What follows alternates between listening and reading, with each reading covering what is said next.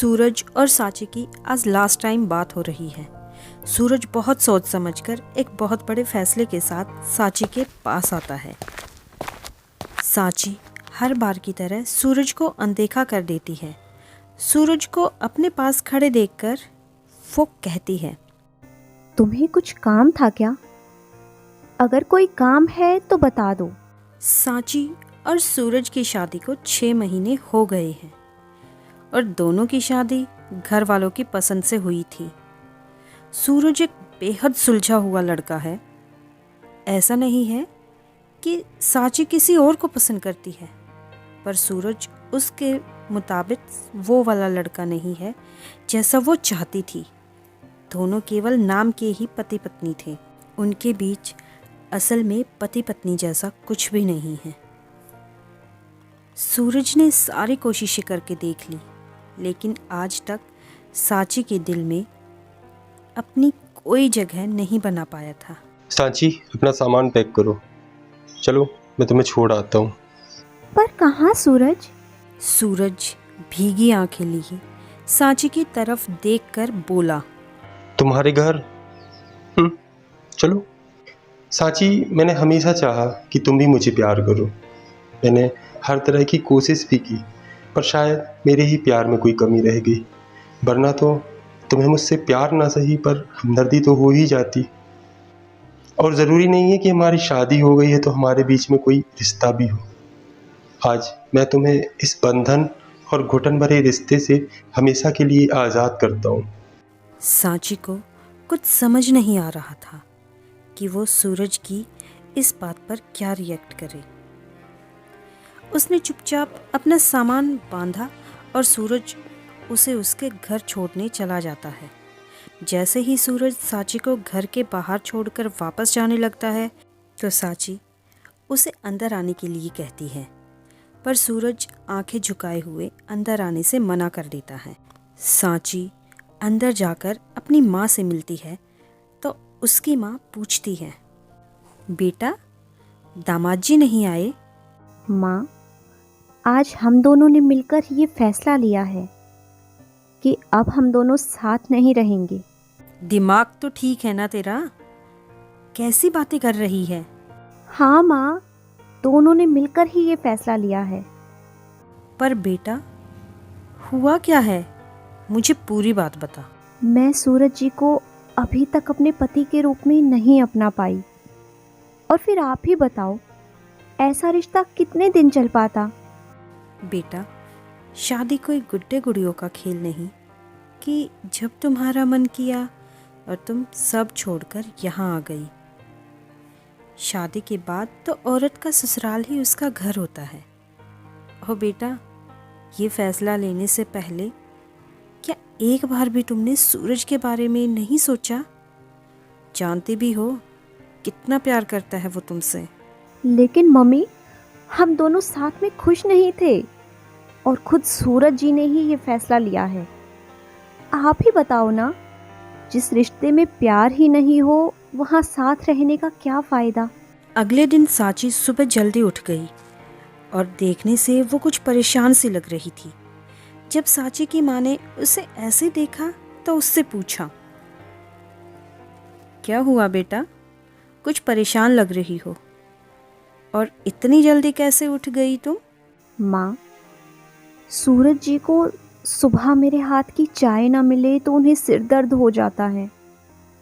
पता नहीं उन्होंने अब तक चाय पी भी होगी या नहीं।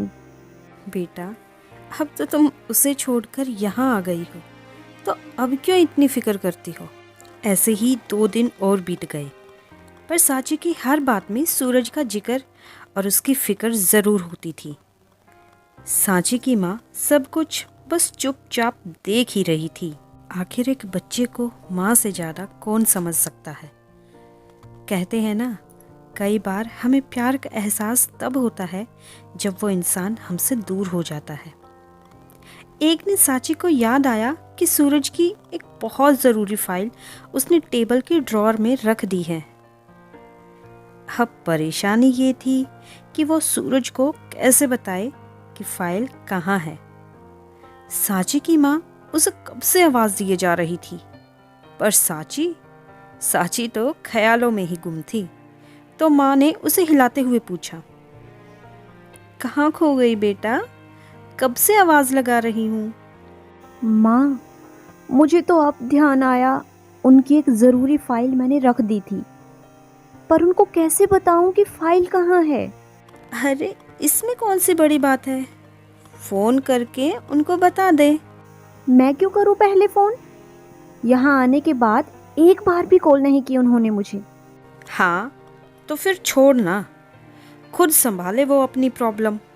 पर माँ, उनकी फाइल। सांची, जब तुम सब छोड़कर यहाँ आ ही गई हो तो क्या फर्क पड़ता है, फिर भले ही वहाँ कुछ भी होता रहे, तुम यहाँ आराम से रहो ना। इसी तरह 15 दिन बीत जाते हैं और इन 15 दिनों में एक दिन भी ऐसा नहीं था जब सांची ने सूरज की बात ना की हो। अगले दिन सांची का बर्थडे है, पर वो रात में अगले दिन का इंतजार करते हुए सोचती है, क्या सूरज जी कल मुझे विश करेंगे? सुबह से शाम हो गई, पर सूरज की ना तो कोई कॉल आई, ना ही कोई मैसेज। कुछ ही देर में सांची की फ्रेंड्स भी वहां आ चुकी थी। शाम को बर्थडे पार्टी थी और सांची की आंखों में उदासी साफ झलक रही थी। सभी सांची को केक काटने के लिए बोल रहे थे और सांची ना चाहते हुए भी केक काटने ही वाली थी कि तभी डोर बेल बजती है। सांची की माँ दरवाज़ा खोलने के लिए जाती है और जैसे ही वो दरवाज़ा खोलती है तो सूरज हाथ में एक गिफ्ट लिए अंदर दाखिल होता है और सांची की नज़र जैसे ही सूरज पर पड़ती है वो बिना कुछ सोचे समझे दौड़कर उसके पास गई और उसका हाथ पकड़कर बोली, आप आ गए? मैं कब से आपका इंतजार कर रही थी। आप जल्दी चलो मेरे साथ केक काटने। श्वेता, नेहा, अंजलि, ये है मेरे पति सूरज, और सूरज, ये है मेरी कॉलेज फ्रेंड्स। सांची जैसे ही केक काटकर सबसे पहले सूरज जी को खिलाने लगती है तो सूरज जी सांची का हाथ पकड़कर कहते हैं, अरे पगली, ये क्या कर रही है? पहला हक माँ का होता है, पहले माँ को खिलाओ। और सांची का हाथ पकड़कर दोनों पहले माँ को केक खिलाते हैं और इसके बाद सूरज माँ से बोला, मम्मी, काफ़ी टाइम हो गया है, मैं सोच रहा था मैं घर निकल जाऊं। अभी कहाँ? खाना खाकर जाना आप। नहीं सांची, अब काफ़ी टाइम हो गया है, मुझे निकलना है, सुबह ऑफिस भी है ना। सांची गुस्से से सूरज की तरफ देखते हुए बोली, एक तो आपने मुझे बर्थडे विश नहीं किया, पता भी है कल रात से इंतजार कर रही हूँ, और अब बिना खाना खाए जाएंगे? कहीं नहीं जाना, पहले खाना खाओ फिर देखते हैं क्या करना है। हाँ बेटा, ऐसा कैसे अब बिना खाना खाए जाओगे? पर मम्मी, काफ़ी लेट हो गया हूँ। सांची बच्चों की तरह रूठकर तिरछी नज़रों से सूरज की तरफ देखने लगती है तो सूरज खाना खाने बैठ जाता है और सांची अंदर चली जाती है। थोड़ी देर में सांची भी वहाँ आ जाती है और सूरज अपने कार की चाबी ढूंढने लगता है। पॉकेट में भी नहीं है, टेबल पे भी नहीं, कहाँ रख दी है यार? क्या देख रहे हो आप सूरज? कार की चाबी नहीं दिख रही यार। मेरे पास है। तो लाओ, मुझे दो ना। पहले आप मेरा बैग लेकर आओ। क्या मतलब? सूरज, सॉरी, मुझसे जो भी गलतियां हुई हैं उनके लिए मैं बेहद शर्मिंदा हूँ। मैं आपके प्यार को कभी समझ ही नहीं पाई। आपसे दूर होने के बाद मुझे समझ आया कि मुझे आपसे कितना प्यार है, और मुझे भी अब अपने घर चलना है। एक बार आपके बोलने से मैं मम्मी के घर आ गई थी, पर मुझे अब अपने घर जाना है। ये देखकर सूरज और सांची की माँ हंसने लगती है। सांची बेटा, अब तो तुम्हें समझ आ गया ना कि तुम भी सूरज से प्यार करती हो। हाँ माँ। तभी सूरज कहता है, मम्मी, ये सब आपकी वजह से हुआ है। अगर आप नहीं होती तो शायद सांची समझ ही नहीं पाती। ये आप दोनों क्या बातें कर रहे हो? मुझे कुछ समझ नहीं आ रहा। तभी सूरज सांची को कहता है, सांची, मम्मी ने मुझे फ़ोन करके तुम्हारे बारे में सब कुछ बता दिया था और साथ ही मुझे फ़ोन और मैसेज करने के लिए मना किया था, ताकि इन दिनों में तुम अच्छे से समझ जाओ कि तुम्हारे और मेरे बीच में कितना प्यार है।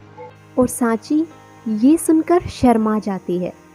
फिर दोनों अपनी प्यार भरी दुनिया बसाने अपने घर के लिए निकल पड़ते हैं।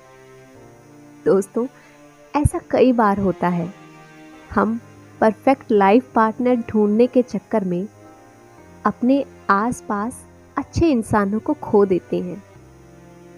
हम उनमें परफेक्शन ढूंढते हैं, पर इतना याद रखें कि परफेक्ट कोई नहीं होता, आप भी नहीं। तो परफेक्शन के चक्कर में पड़कर अपने लाइफ पार्टनर को कम ना समझें, उसे उतना ही प्यार और सम्मान दें जितना आप उनसे चाहते हैं।